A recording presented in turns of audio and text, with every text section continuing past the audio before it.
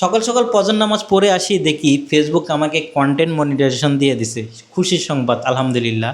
এতদিন ধরে এ সেট আপের জন্য আমি অনেক ঘুরতেছি কিন্তু পাই নাই। এখন আমার কন্টেন্ট মনিটাইজেশন সেট আপটা চলে আসছে। এখন আমি ফটো পোস্ট যাই করি কিনা ওইখান থেকে ইনকাম আসবে আশা করি।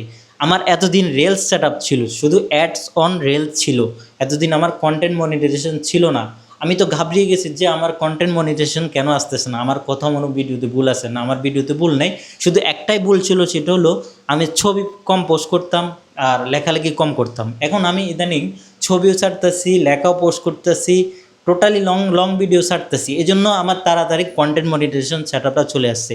আর ইদানিং কিন্তু ফেসবুকে অনেকজনকে কন্টেন্ট মনিটাইজেশন দিয়ে দিচ্ছে, বিশেষ করে প্রোফাইলে বেশি দিচ্ছে, পেজে দিচ্ছে না। তো পেজে যদি আপনাদের কোনো সমস্যা থাকে তাও দ্রুত সমাধান করে নেন। আর বেশি বেশি লং ভিডিও ছাড়ুন, ছবি পোস্ট করুন আর টেক্সট পোস্ট করুন।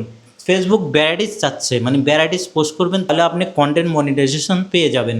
আশা করি বুঝাতে পারছি। সবাই দোয়া করবেন, আমাকে বেশি বেশি সাপোর্ট করবেন, আমি যেন আপনাদেরকে ভালো কন্টেন্ট উপহার দিতে পারি। আল্লাহ হাফেজ।